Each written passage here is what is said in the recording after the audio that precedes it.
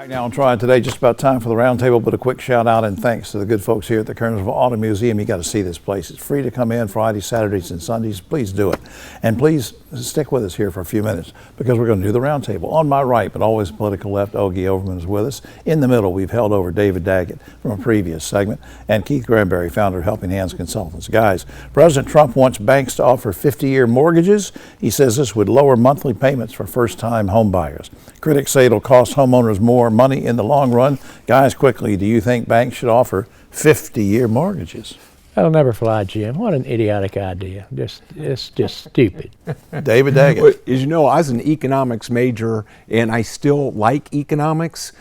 Economic pieces in a society need to fit together. Where tariffs one day, tariffs off the next day, mortgages this day, they're not fitting together. This is not a good idea, and it does not fit within a framework of an economic plan. Mr. Granberry. I think we should try to get more people in houses. I think that's important. Absolutely. But I think there has to be some different way in which you can get applications can be accepted for folks who have less income. So they don't end up paying more in the long run on Exactly. that. In an effort to encourage couples to get pregnant, the president, you remember, proposed to give one-time cash payment of $5,000 to new mothers. But proponents now say, well, he should also, if he's going to do that, he should extend paid maternity leave for both parents. Guys, are you okay for our tax dollars being spent to provide cash and extended paid leave for couples? Ogie. You would think just law of averages, he would get a good idea one time, just one time. I think paid maternity leave is fine, but Right. not a cash bonus for having a kid. Stupid. All right, David. I think I should be getting a government bonus for being an old father. I have put up with a lot. That's right. And I think I need that bonus. Keith, paid maternity leave that the government would pay for taxpayers and the cash money to moms. No. No. That's not going to fly economically. No, I think it's a great idea in terms of women having kids, but then what if someone says, hey, this is how I'm going to live by having kids? Yeah. I'm going to get cash. 20 kids, yeah. That just doesn't make sense. UNC is raising tuition by 3% for in-state students, 10% for out-of-state students. Now, guys, that means in-state students will pay about $7,000 per year in tuition. That doesn't count other things. While out-of-state students will pay nearly $50,000.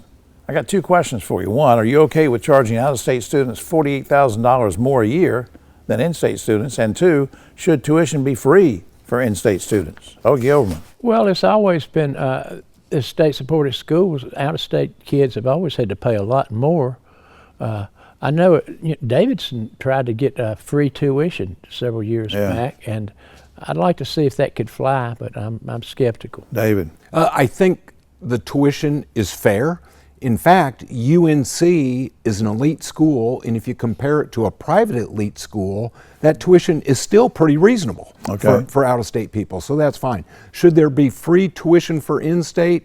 No, because I think you have to have some skin in the game to make it a successful program for the student. Keith. I think community colleges should be free.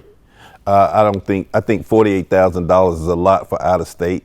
You still want people to come in so they can spend money on the economy. I think it should be lower, but I don't think it should be free for all students. No, I don't think. All right, as Thanksgiving approaches, guys, I'd like to ask each of you quickly to tell us something you're thankful for. Ogie. I can't even begin to tell you all the things, Jim. I've been thinking a lot about gratitude more than I'm grateful for Thanksgiving, turkey, all that, but grateful, that's a lot deeper. I'm grateful, even though I lost my life. I'm grateful that I had her for 40 years. And that's just Janet was a good gal, and but you and her were blessed with a lot of friends. Talking about being grateful, David. Yeah, I'm grateful for friends, family, health, even this guy. Single me out. Yeah, that's right. And of course, as we know from previous shows, we talked about, David, you're dealing with prostate cancer, and it's going well, and I'm very grateful. Yes, thank you. Keith, what are you grateful for? Grateful for my family. My grandmother, of course, is 97. Will be 98 next month. Mother, family, all my, I'm just thankful for everyone that they're still here and breathing. I'm thankful for the community as well. And this is our family right Absolutely. here. It's our family. It really is. All right, and finally, guys, scientists in California now say if you take a shower in the dark, you'll sleep better.